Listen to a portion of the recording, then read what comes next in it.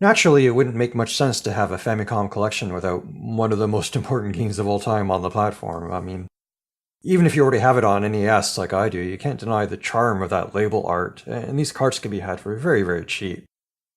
Now, the actual development of Super Mario Bros. Has been fairly well documented, though in many ways it still feels like an unfathomable leap from what came before. The immediate predecessor, of course, was Mario Brothers, which gave us Luigi, turtles, and collecting coins, but it was still a single-screen arcade game in the style of the previous Donkey Kong titles. Pitfall was a game that took some of the basic running and jumping gameplay of Donkey Kong and sort of expanded it into this sort of multi-screen adventure. It certainly offered the first glimpse of what side-scrolling platformers would eventually become. Other than that, there isn't much else to compare it to. I mean, maybe Capcom's San, which featured a mascot character in a smoothly scrolling adventure, but the gameplay was much more akin to a shooter than the platforming of Mario Brothers or Pitfall. So Super Mario Bros. Landed at just the right time, just in advance of the Famicom's introduction to America as the Nintendo Entertainment System. The rest, needless to say, is history. Its influence was immediate and pervasive. Within a year, Sega had released Alice Kid, which was a fairly admirable attempt to kind of copy and expand on some of the gameplay ideas in Super Mario Brothers. The verticality of the levels kind of immediately makes it stand out.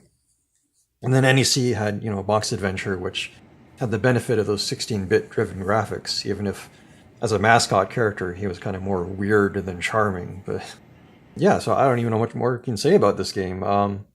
Let's just play it, and let's do that now. Let's get it going. All right, here we are, Super Mario Brothers. You know it, you love it, you can't live without it.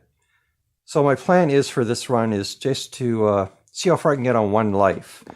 Because I could, otherwise this video could be very long otherwise. So let's just do that.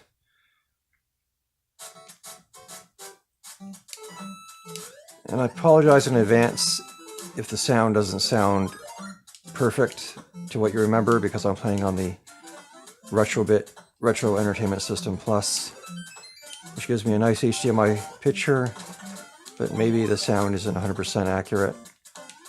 And I can see that point, but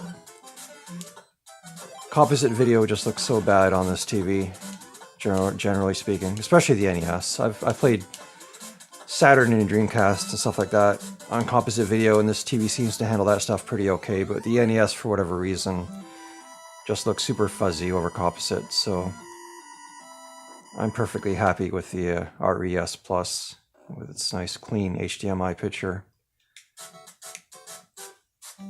Now we're heading towards our first warp, which is one of those things I had to have shown to me. I certainly never would have figured it out on my own, I don't think. Not in a million years. And the reason for that will be obvious once we get to it. Oh, that didn't go as I planned it. There we go.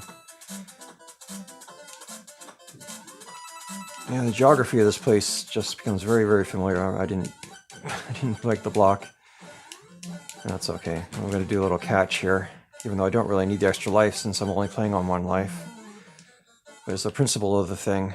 There we go. Ingenious. So yeah, so just the very idea of being able to run on the top of the screen like that, being able to sort of go slightly out of bounds.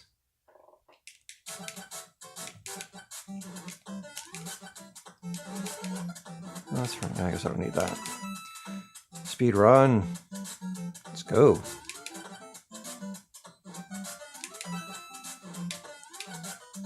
Oh, that was foolish. I'm not sure what I was thinking of there. I don't want this run to be over yet. I want at least to make it to World 5, because once I get to World 5, I can show off my scrubness by not remembering where the warp is to get to level 8.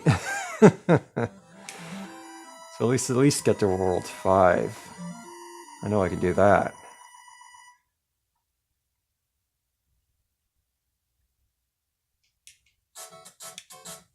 Bop.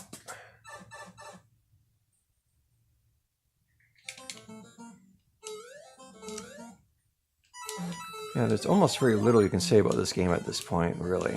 I'm just trying to think of what to even narrate, but I'd be very surprised if anyone has never played this game before.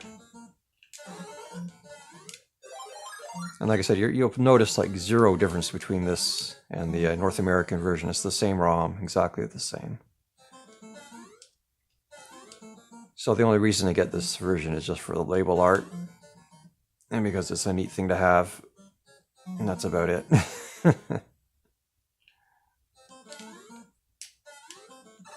There we go. Now I can show off my Mario ignorance by not immediately getting to the warp.